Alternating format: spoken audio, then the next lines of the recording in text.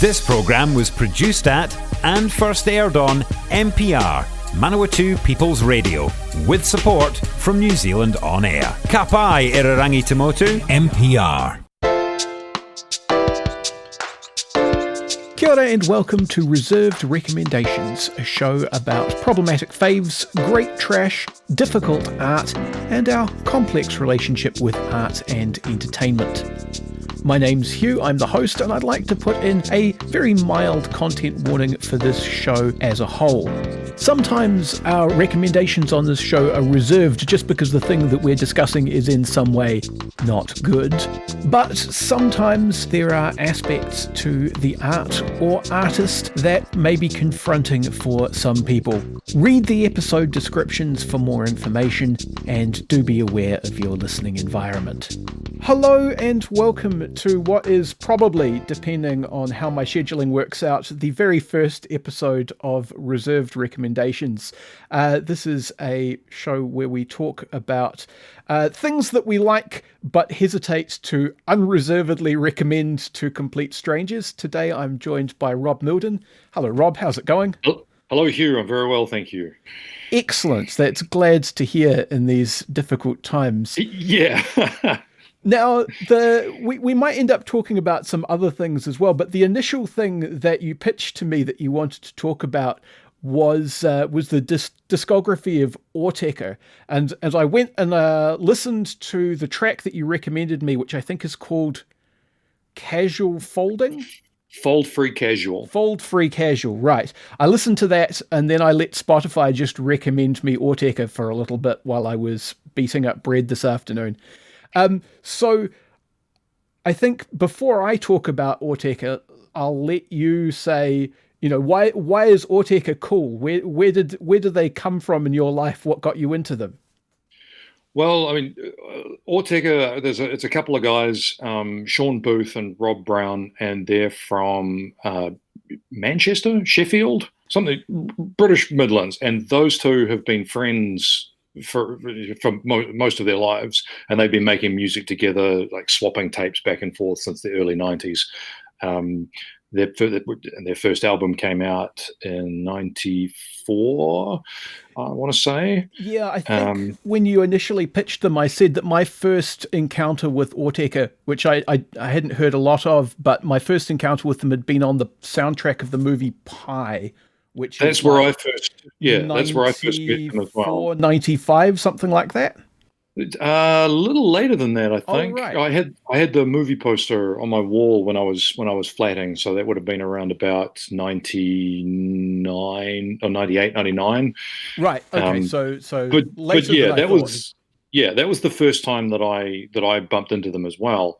And I thought, oh, that sounds a bit interesting. And then I'd heard someone else, and if you'll excuse me for being a little bit of a hipster, I heard somebody else going, oh, that's a tough listen. And so I thought, oh, I will listen to this, and I will be determined to sort of engage with it on its own merits. And it turns out that because it's off their first album, and at that time they had quite a number of other albums out that had very quickly evolved into something that was not really recognizable as from that first output. Then it was quite an interesting journey to undertake, even in just with those 5 short years of work. Yeah, I certainly, the thing that I noticed immediately when I listened to that initial track that you recommended me was that I could hear a lot of the same DNA and the same kind of starting points as someone like Autechre Twin in there, which again would be, off-kilter British electronica, which at least started in the early 90s. Yeah, there was a whole bunch of them on the Warp label in that time. Like, it was sort of a very recognizable set of names, like Autechre, Autechre Twin, Square Pusher, Plaid, that kind of thing, and they're all sort of definitely had the same DNA. Even though these days Autechre and Autechre Twin are very different. Well, that's what I was going to say, is because it's the track, at least initially, was a lot more kind of chilled, and it's a term that's doesn't seem like it means very much, but the term cinematic kept coming to mind because Oh, okay. you sort of lead in on these big slabs of spacey synth, and it sounds like you're getting, the long shot of a landscape that you're slowly going to zoom in on and see people walking around on the streets or something, and then the movie's going to start or something. Well, it's interesting you mentioned the long shot of the landscape, because the start of Foltry Casual very much recalls some of the music on Amber, which is their second album, also from '94, I think. And the cover of that is a big desert vista, which is possibly what they were going for with some of that music. But that ambient stuff they moved away from quite quickly, and didn't really return to all that much. So that part of Fold Free Casual becomes almost very much an anomaly. Coming out, LSEC 1 to 5 came out is a few years ago now, maybe 4 years ago. Yeah, so having decided that you were going to listen to it basically on the recommendation that someone said this is going to give you a hard time, what kept you there? I found that I liked what I heard, and at the time we were downloading individual tracks off Napster. I mean, goodness me, yeah, who remembers Napster, right? Oh no, I had accidentally downloaded MIDI sequenced versions of popular songs. Oh man, that was a Napster and then LimeWire classic. Here's the song that you want. Oh no, it's not. No. yeah, there was a fair bit of that, and so we sort of pieced together like individual tracks here and there, and also from time to time on our trips down to Wellington to see friends that we made fairly regularly, there would be the inevitable raid on Real Groovy and to try and find us an Autechre CD there, or we would try to find their albums cheaply, like from secondhand CD stores online. And this was at a time when the American dollar was very unfavorable to us, like 2.5 to 1 in their favor, sort of thing. So it was not something we undertook lightly. And there was certainly a mix of stuff that was like, hey, I like this because it's very melodic. And or has a good harmonies that are easy to appreciate, and then there are others you go, I suppose I signed up for this. I'll just try to make it through and maybe get some enjoyment on multiple listens. Yeah, again, that's a thing that reminds me a lot, I guess, of the Warp stablemates. There's a tendency to have this balance. I'm thinking, I guess, particularly of Aphex Twin, which is who I would have been listening to about the same point. To have these, quite sometimes quite stately and beautiful compositions next to just the sound of aggressive bouncing played at different speeds simultaneously. That balance is quite hard to reconcile when you're trying to listen to it. Yeah, and I don't know, when you come back to some of those things and that you perhaps didn't like earlier, and you listen to it again and you think, actually, I can see this. Perhaps when you've learned a little bit more about it, like your initial impression of Autechre is like, oh my God, what is happening? As all kinds of beats and clicks and beats get all chopped up. But then you listen to it, you go, this is still just in 4/4. And once you've kind of got that foundation, you can go from there. Yeah, and often I was noticing that kind of one part will be mad at once, and or parts will break down one at a time. So you might be listening to something where the drums have disappeared off into a range of squawks and broken CD noises, but you've got like a 4/4 synth line which is playing quite a comprehensible chord progression, and that's not going to immediately break at the same time. It's everything kind of expands and contracts and evolves in a way that leaves you space to deal with it a lot of the time. Yeah, definitely. And I think, this really comes to the fore, and indeed helps listening on their fourth album. Now I'm going to horribly mangle the name because I don't have to say it out loud very often. Chiastic slide, I think. Chiastic, because it's a musical term. But you can listen, and you get a good pair of headphones, and you can listen to these tracks, and you can concentrate on one particular piece and on one particular part of it, like the bass or the drums or whatever, and then you can listen to them faded out for a certain effect, and then bring in a new piece comes in, and they bring the whole thing together, and then might fade each bit out one at a time as the track draws to a close. And with that kind of, getting a handle on it, can help a great deal. Excellent. Especially if you've got your eyes closed.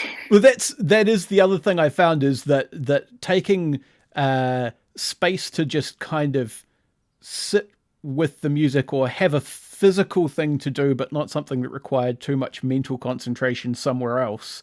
That was really helpful. When I tried to let Spotify recommend me Autechre tracks when I was trying to do some work from offsite today, that was a little more difficult to manage.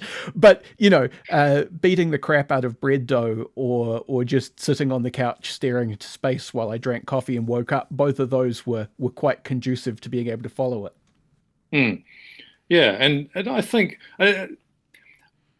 I've sort of examined it, and I've been really unable to pin down whether it's the Autechre that has fueled my like of chopped up sort of staticky music, or whether that just is something that developed as a sideline, and for that reason I like Autechre. I don't know. I don't want to music nerd on about that too much. Yeah, there's an interesting concept that I've heard it put a couple of different ways. Are you familiar with the YouTube series Idea Channel? I think it's defunct now, but it was like a weekly YouTube series that started with, here's an idea, and then would kind of diverge off into looking at various things about art and culture. Right. No, I don't know it. Well, they did a video about glitchiness, where they talked about the way in which glitchiness is interesting, because it's a sort of an exemplar, I guess, of the way that the previous generation's technical failures become artistic expressions in the next generation. So you have all of the people from the 90s kind of chasing the way in which 70s amps failed as guitar sounds, and then you have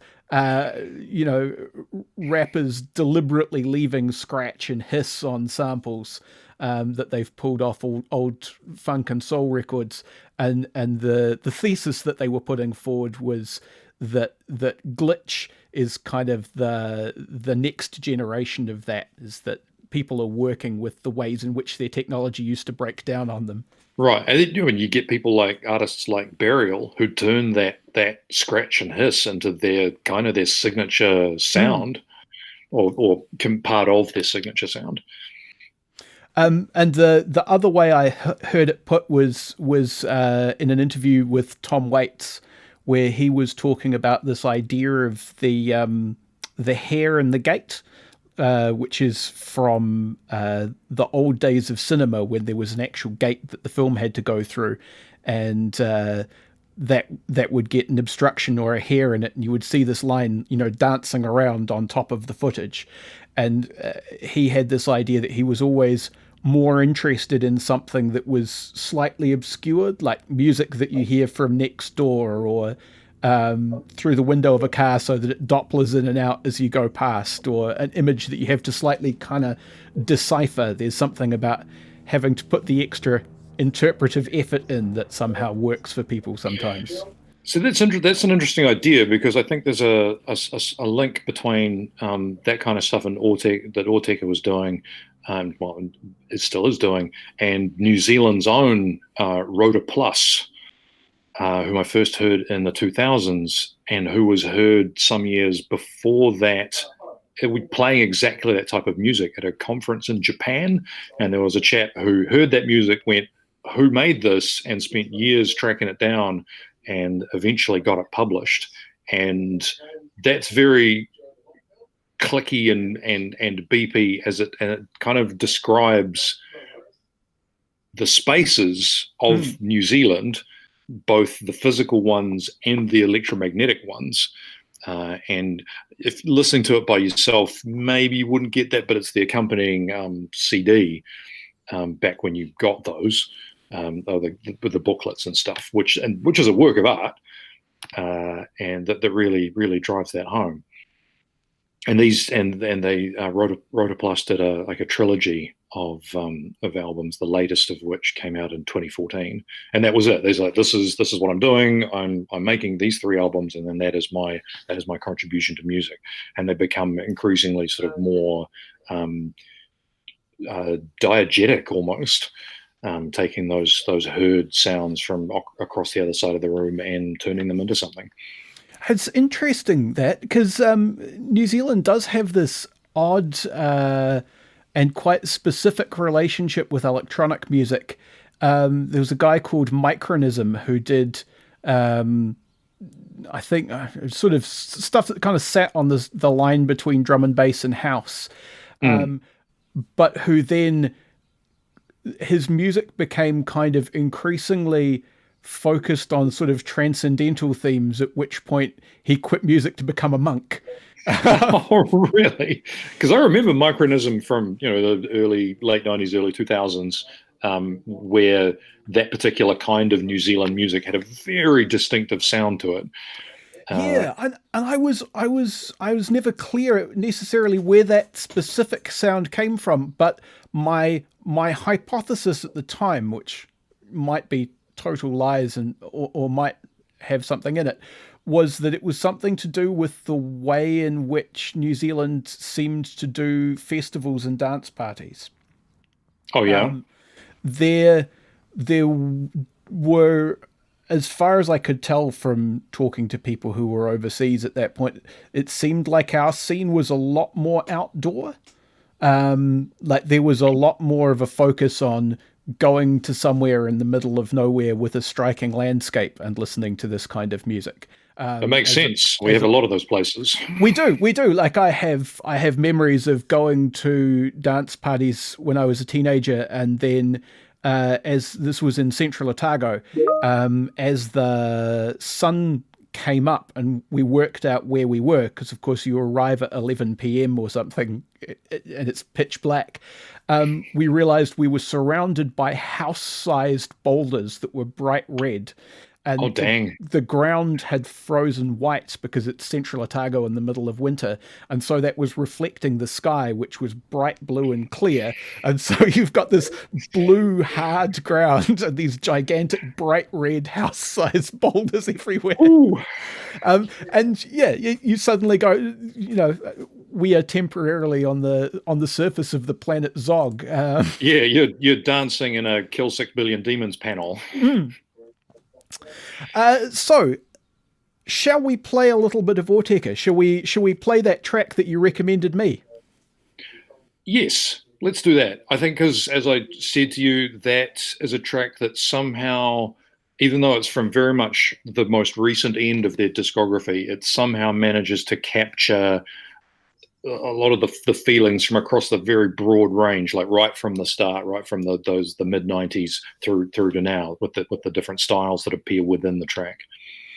Excellent. So I'm going to get the name wrong again. So I'll get you to announce it. This is Fold Free Casual by Autechre from their album LSEC 4.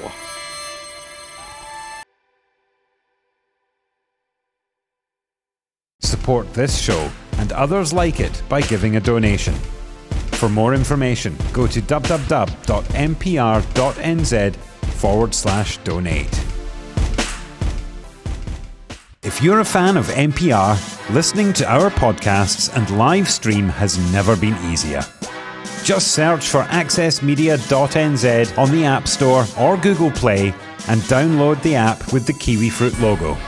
Once you've got it, pick Manawatu People's Radio from the list of stations and go find your new favourite show. I am talking right now to Rob Mildon. We've started our conversation off talking about Autechre in particular, and you heard the track. I'm still going to get it wrong. Fold free casual. Fold free casual before the break, which, as Rob said, is a good kind of overview of the entire discography and the way that they've kind of evolved over the years. And if you were into any of that other British electronica, as I say, the kind of Warp stablemates, I suspect you will have heard some of the same DNA going on there. Now, it's interesting. I mentioned that it was from an album called Autechre 4. That was part of. It's not a standalone album. They released their whole album, air quotes, was called Autechre 1 to 5, and it's about 4 hours long. And it comprises 5 individual albums, each of a shorter length. Some of them are only 3 tracks long, because one might be a 29-minute noodling around of a long drawing out of a theme. But you can purchase them individually or all together and sort of listen to them in any order or however you like. And it sort of speaks to the way that, as well as continuing to evolve their sound, they've been willing to explore different ways of presenting it. For example, 2006's Untilted has only 8 tracks on a 70-minute album. 4 of them run to 10 plus minutes, and you think, oh gosh, that's a long time. But there's about 3 different tracks inside each one, given that the way things evolve. And then, that's a thing that a jazz fan wouldn't sneeze at. I'm going to listen to Miles Davis and Friends play for an entire side of an LP. That's perfectly acceptable. And they are undoubtedly influenced by jazz, just as they're undoubtedly influenced by hip hop. You can listen to it and go, oh yeah, you can hear the sort of the hip hop that they used to listen to, sort of coming through there. And they followed up Untilted with a 20-track album that was just sort of these little 3-minute sketches, which was perhaps not as satisfying. It's just as you're about to get your teeth into one, it ended. Yeah, I guess that's a kind of a function of a lot of the tricks that people will use in electronic music production, which is a thing that I do sort of as a hobby myself, and so I see some of the tricks that I use go past. Specifically, that I heard them do things like make a noise and then have an echo with a really, really long feedback on it. So basically the echo will almost never die away, and it becomes another rhythmic element that can then just kind of sit there, repeating itself and slowly fading away. Yeah, like the first time I saw Jacob live, you listen to them and you go, oh, it's just 3 guys. How does he do all that with the guitar? And then you see them live, and there's Jeff Boyle with about a dozen pedals at his feet. And you go, oh, okay, yep, cool. Yeah, I see it. Yeah, no, exactly. And the other trick that's very popular in electronic music is a thing called an LFO. Are you familiar with this? Only as the band name. Right. So LFO stands for low frequency oscillator. It's basically something that generates a value. In the days of old-fashioned synths, it would have been a voltage, but these days it's a numerical value that goes somewhere via MIDI, that changes in a predictable way slowly over time. And, if you've got the right kind of controller, you could adjust it with a knob to change the speed or something. So a popular way to use that would be something like you have a chord going nya, nya, nya, nya, but if you set up a low frequency oscillator that then controls the filter, you get something that goes nya, nya, nya, nya, nya, right. nya, nya. And so I was noticing they use those kinds of tricks because everybody does, but also a longer song structure allows you time for being really subtle with those. You can let something evolve in a way that you won't immediately notice over the course of like 5 minutes, and it's only a third of the way through the song, and it can do a different thing. Yeah. They've also, their latest album, which was last year, is 8 hours long. the NTS sessions are 1 to 4, and so each made up of 4 2-hour albums, which again you can take or leave by themselves. And the final one is 50% a single 58-minute track. Yeah, that's that's the sort of thing that someone might refer to as self-indulgent if they were being uncharitable. But well, yeah, I mean, but if they just did that by themselves, but they were clearly by itself, but they were clearly leading up to it. So who knows what they're going to do next? Well, exactly. And I guess that's the nice thing with music that sits outside a number of norms, is that you get surprised more often. Yeah, and especially surprising that, I mean, they do plenty of interviews, and someone asked them what would an Autechre dance track sound like today, 25 years after they got started. And Sean Booth it was text, but you could read the deadpan in it. He said, "We are making dance music." Yep. And he's not wrong. It sounds weird, but once you try it, you can dance to it.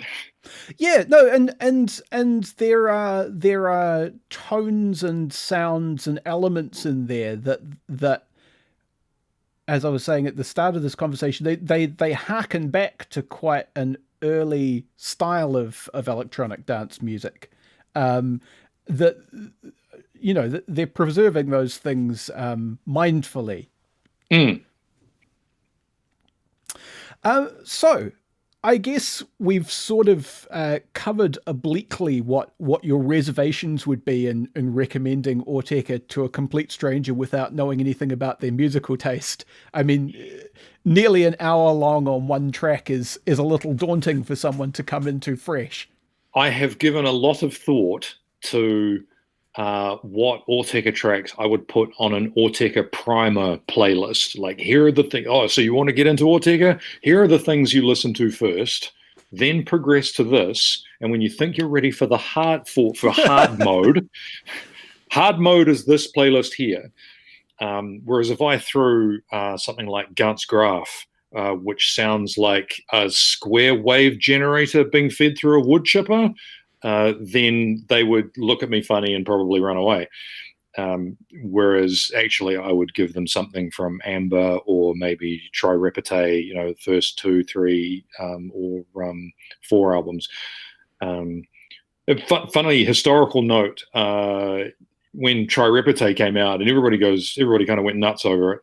And then Chiastic Slide came out, everybody went, "What? What is this? What have you done?" And there was a sort of a fan backlash against it, because gone were the sort of the nice insectoid clicks that were kind of comforting, and here was a very much sort of boxy, angular music it took a little while to get into, but once you did, it rewards you. I definitely heard some sounds that were reminiscent of me at age 6 getting Commodore 64 game tapes and putting them in my dad's stereo to see what would happen. Certainly. And say for an album like Oversteps from 2010, they went back and it's very synthy. Like they dial the weird percussion way back, and most of the songs are constructed using synths, and that was a really interesting direction for them to take. And at the same time, they released an EP called Move of 10, which is what if we kept those beats in while we did all the synthy stuff? What if we did that? And then Move of 10 is all about that sound. I mean, that's an interesting point, actually, because there is a thing there about being a fan of an incredibly prolific and restless artist. If you were to introduce someone to David Bowie, would you start with Black Star, or would you go all the way back to Ziggy Stardust, or would you go even further back and give them the novelty song about the laughing gnome? If you're going to introduce someone to Radiohead, would you get modern Radiohead, which is listenable but odd? Would you get that weird mid-period where it was nothing but giant synths and weird bleating, or would you start them with like Britpop in the 90s? No, I would. I mean, that's an easy question to answer. You start them with the bends. Yes. Obviously. You go Bends, then OK Computer. Yeah. Yeah. And then let them free. You go explore, be free. But I mean, it does present a challenge when you want to tell someone about this thing that's super cool, but the artist has Bowie described himself as having zero genre loyalty, and I think Autechre are definitely always electronic in a way that Bowie probably didn't stick to one thing, but they're very diverse within that. Yes, certainly. Yeah. Whereas, I mean, if you want to get somebody into the future sound of London, you say you listen to Life Forms. And if they dig that, then you go, well, you're well ready for the rest of their discography, which in fairness isn't all that different. Goodness me, those boys are prolific. And Autechre, even for someone who's been listening to them for a long time, there was a point where they evolved. You hear an album and you go, oh, this is really cool. What can they do from here? And then the next album would surprise you. And there's always the worry that, have they evolved too much? Have they evolved beyond my capacity to adapt to what they're doing? Is this music too spare or too unfriendly? And every time that I think that maybe this has happened, sometimes the very next track will alleviate those fears. And oh, thank goodness. Sometimes with a side order of, I can die now, I've heard this. It's fine.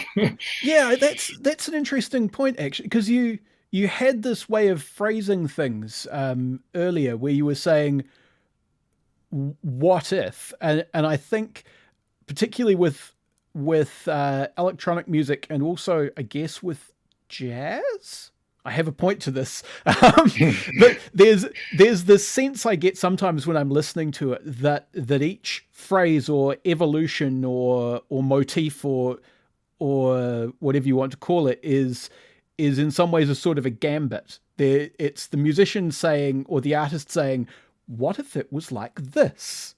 And then it sits there for a while and you can get used to it, and they go, actually, but what if it was like this? Certainly. And in jazz, that would be people swapping solos. Someone says, but what if we play it this way? And the next guy goes, yes, I hear that, but what if instead? Except they're doing that to themselves. And I think that comes from the way that the Booth and Brown are because they've known each other for so long, they're very comfortable bouncing stuff off each other, and they're very in tune with each other. Some people have said that it's possible to spot a Booth track or a Brown track, and I wouldn't know enough about them to do that. But you can definitely, as the albums progress, you can spot those themes coming through. Like, for example, Confield from '99 is very cold, like from the grey, white, and blue, very sharp-edged album artwork, to the music, very chilly, evoking sort of the big Arctic spaces. And then next was Draft 7.30, which is, I don't know whether it was because of the time I was listening to it, but I did not get into that at all. Which was, well, what if all that thing we did before, just none of that made sense? What if none of that did anything? And then Untitled, they experiment with the very short repeated structure passages, I guess. And then beyond, then you're into the sketches from Choristes. Again, another one of those album names. I've not quite. How do I pronounce that? No idea. But there's those identifiable sort of things where they're clearly mucking about with stuff. And these days, you get a lot of tracks have casual in the name, because they use that name as a kind of a marker for a certain style of track. Like Sean Booth said, I'll get a tape from Rob and he says, this sounds like a casual. And he's like, yep, okay, yep, you're right, it's a casual, let's go with that. That's fascinating, because it means that by listening to this music and following these artists, you're starting to listen in on a conversation between friends who've been friends so long that they're starting to talk in code. Yeah, pretty much. And because they very rarely are in the studio together now, like one of them's still in Manchester, the other one's in London, and they'll just Dropbox these files back and forth between each other. And sometimes one will hear that file and then go, yep, no, that's cool, or maybe add their own little tweak to it, and together they kind of bring these tracks to completion. Or sometimes it's right first time, and then they'll push it out the door. And I guess the danger with releasing an 8-hour-long album is that they're just going to put out any old thing. Well, yeah. So there's a thing I've been kind of meaning to ask you about, and I don't know if you know much about it at all, but I did some very cursory reading research about them. And the Wikipedia article mentioned stuff about algorithmic composition, which... Oh, definitely. Yeah. Which sounds like the sort of thing that could lead you to almost crank out any old thing, because you've kind of left, or you could be suspected of that because you've left a computer to do the job by itself in some ways.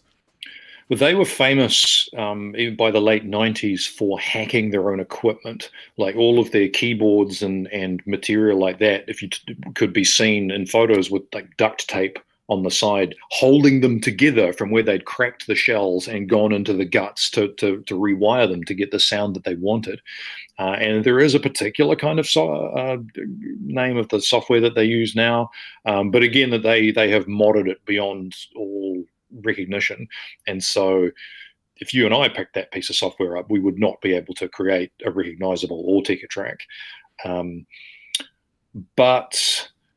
I guess there is the potential to do that, but they've said, I believe Sean Booth said that there was loads of stuff that got left off the NTS sessions because they didn't think it was good enough, or that didn't come up to wasn't the sound that they were after. So clearly, there's been a degree of curation, even with an 8-hour album. It's really interesting that that thing about taking the equipment to bits, because that's a thing I think that they share with Autechre Twin. I think he was notorious for breaking keyboards and putting them back together. But it's actually a thing that they share with the weirder bits of the early Jamaican dub plates as well. People like Lee Scratch Perry were electrical engineers as well as sound engineers, and because they were in Jamaica in the late 60s and early 70s, they couldn't get any new gear. So if anything broke or didn't sound right, they would endlessly take them to bits and reconfigure them. And so you end up with really specific strange reverbs or strange echoes that show up on early Lee Scratch Perry stuff, because he's taken a soldering iron to literally everything that you're listening to. Just to make it work, just to keep it working. Yeah. I think you got to be careful with, especially with, not so much especially, but almost like the stories about how Autechre Twin made his music were often just rumors that sort of contributed at the time to the Autechre Twin legend. Like, he recorded himself. Recorded putting a microphone in a blender, and it turned out to be some wacky thing that he made up. Like the story about, except this one is true, artists coming to him asking him to remix their stuff, and he would just pull a random tape off his shelf that he himself had made and send it back to them going, here you go. And just...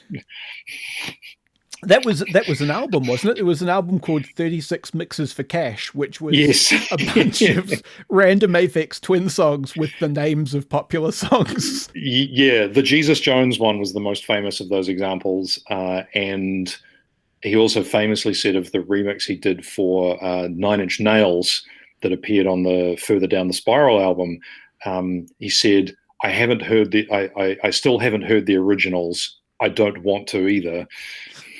Which that's Richard D. James to a core. I mean, I would expect nothing less from him. Yes, yeah. No, there's something to be said for someone who commits deeply to making a legend for themselves and then heading as far in that direction as quickly and as thoroughly as possible. Yes. All right. Well, thank you very much for talking today. I hope that we've convinced some people to maybe check out Autechre. If people heard that track and liked it, what's like the next step into Autechre that they should take? Oh, the most commonly recommended starting place is Try Repete, which is their third album. Because the first album is them just kind of noodling about, trying to get a sense for where they're going. The second album was a sort of a step into ambient music and is perhaps not as representative later on, although it is still nevertheless a very important album for me, due to how I operate and how I experience music. But yeah, if you want a general sort of great starting place, try the third album and the EPs that surround that, which generally come with the Try Repete Plus pack, the Garbage EP, which are outtakes from Amber, and the Anvil Vapor EP, which contains the famous Second Bad Vilbel track. Excellent. So, by way of wrapping things up then, do you personally have any things to plug? Are there places that people could find you saying and doing interesting things on the internet? Are there things that you're working on that you want to give a push before we sign off? At the moment, probably the most interesting thing I'm doing is art reworks for the Te Manawa Facebook page, as I'm the communications coordinator for Te Manawa. And during lockdown, because I can't post and say, hey, everybody, come in and see our exhibition, we're taking public domain artworks, initially very well-known ones, but as we get access to our collections, artworks from our collection, and then staff are redrawing them using whatever tools they can. I myself am using GIMP and a mouse and to recreate those. And I think I saw a version of a Salvador Dali painting that you'd done. Yes, that was my favorite Dali painting, Sleep, from 1937. And so look out for more of those on the Te Manawa Facebook page in the weeks to come. Not all of them will be me. We've got our comms manager, who's actually an artist with proper tools. He did the Mona Lisa, or the Moana Lisa, last night, and I'm going to try to get more staff to submit more things as time goes on. So yeah, go and check that out on Te Manawa's Facebook page. Wonderful. Well, thank you very much, Rob. Oh, most welcome, Hugh. You've been listening to Reserved Recommendations, a radio show and podcast from Manawatu People's Radio, Te Reo Irirangi o ngā tangata o Manawatu. The show is produced and presented by me, Hugh Dingwall, and I also composed our theme music. It's called Sack Jazz, and you can find it at wolfboy.bandcamp.com. You can find me on the internet at Objective Realty on Twitter, and you can find the show on Facebook under Reserved Recommendations.